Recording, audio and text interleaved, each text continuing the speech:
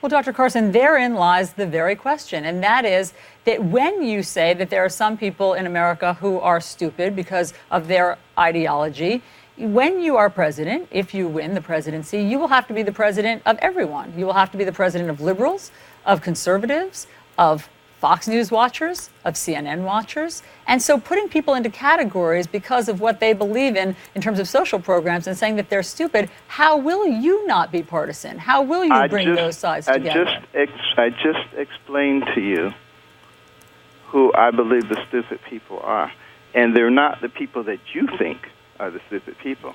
You said that the people that you thought are stupid. They're much better and they're much smarter than you think they are. Yes, but the people, correct me if I'm wrong. That's why they're not falling for all the garbage. But Dr. Carson, correct me if I'm wrong. You said that the people who you think are stupid are the people who are calling for more social programs that you don't agree with. And I assume that you're talking about the social... No, go ahead, clarify. That's not what I said. Clarify. What I said, listen to what I said. Listen carefully. Write it down. Put it in quotation marks. We're all ears. What I said is that those individuals who see many of the downtrodden in our society and they pat them on the head, say, there's you poor little thing, I'm going to give you all the things that you need, and not recognize that what that has done is led them actually into a dependent position in our society. We can't afford to be making people dependent. But those people are not capable of opening their eyes and recognizing what they are doing to these people and that it is not beneficial to them. You know, we only have 330 million people in America. We have to compete against China and India, who have over 1 billion people each. Now, we need to develop all of our people. We can't afford, for instance, to have 20% of people dropping out of high school. We can't afford to have 5% of the population and 25% of incarcerated inmates. We can't have educational systems that are failing our people. You know, we need to be looking at these things not in a partisan way, but recognizing that America needs to be strong, and it can only be strong when it's united. And I would hope that at some point the people in your profession would recognize that they would do a much greater service for our nation if they would be trying to find ways to solve some of these problems that I'm talking about. Well, Dr. Carson, I mean, one of the things that journalism is about is asking questions in order to get answers and try to solve problems. For instance, everyone is concerned about education in this country. All of the candidates say that. What makes your platform about what you would do with our schools different? So you didn't hear a word I said. You're just waiting for me to stop so you can make your point. But here, did you clarify your education platform? You guys in the media, just stop for a minute and ask yourself, am I actually doing a good thing? Am I actually doing something to help to strengthen the fabric of America? Ask yourselves that. Or am I being used and am I being manipulated for somebody's ideological viewpoint?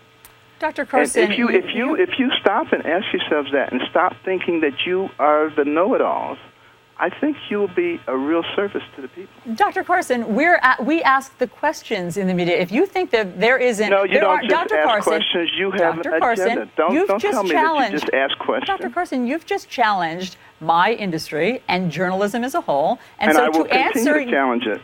Fine, that's your prerogative. But to your question, of course we have meetings every day, all the time, about how to best get the answers, how to best test the candidates, how to best ask the questions. We do that sort of soul searching all the time. And so why the idea is it then that I can easily figure out which side you're always going to come down on? Because it sounds why would that be the case if you were objective?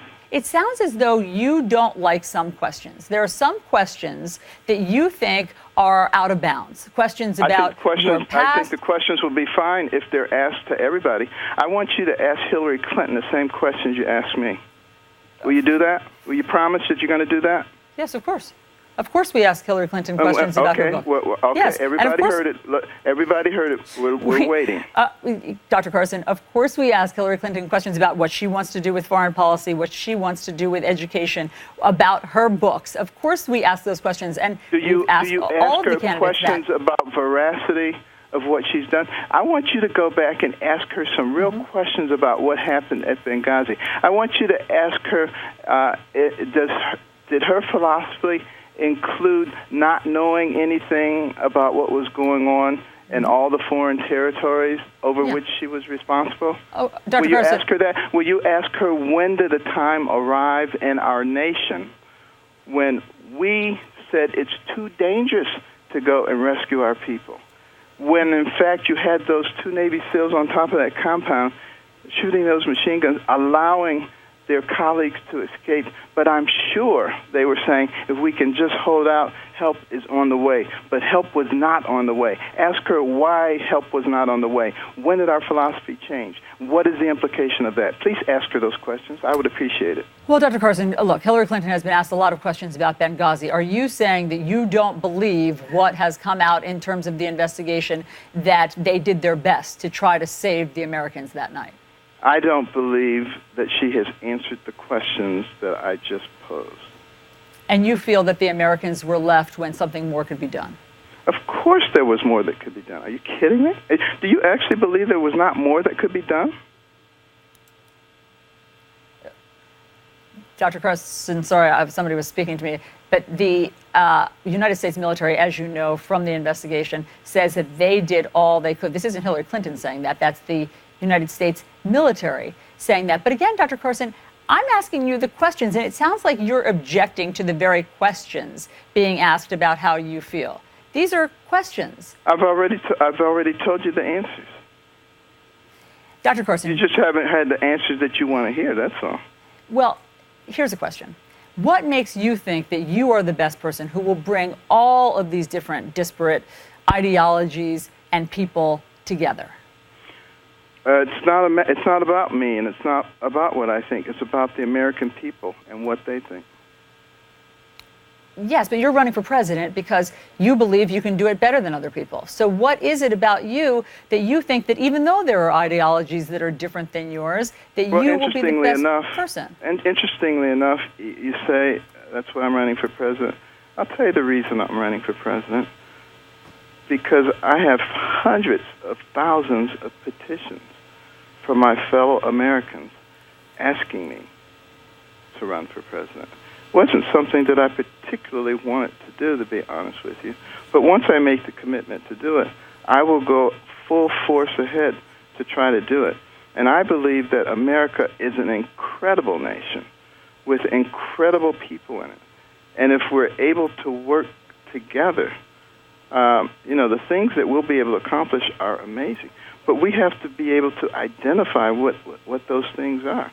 We have to look at, for instance, a lot of people in your business will sit there and say, Republicans just want to get rid of regulations so they can help out their buddies in business. No. The reason that regulations are so onerous is because every single federal regulation costs in terms of goods and services. And who gets hit by that? The cost is the same for everybody. But when you go into the store to buy a bar of soap, and the price has gone up 10 cents because of some new regulation that's been put in place, it hurts the poor. It hurts the middle class. It doesn't hurt the rich.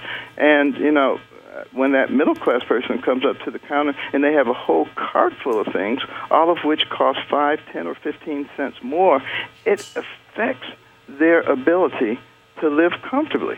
These are things that you guys ought to be talking about. You ought to make it clear to people what is really causing the problem. It's not the rich, as some of the people in your media would like to have people believe. If you look at the fiscal gap of over $200 trillion and you take all the assets of the top 1% and you apply it against that, it barely makes a dent in it. We need to be dealing with the real issues here in terms of the quality of life for Americans. Dr. Carson, it is always interesting to get your perspective. We appreciate you sharing it on New Day. You just said America is an amazing place with incredible people. I think that everyone across the aisle can all agree with that statement. Thank you so much for your time. Thank you.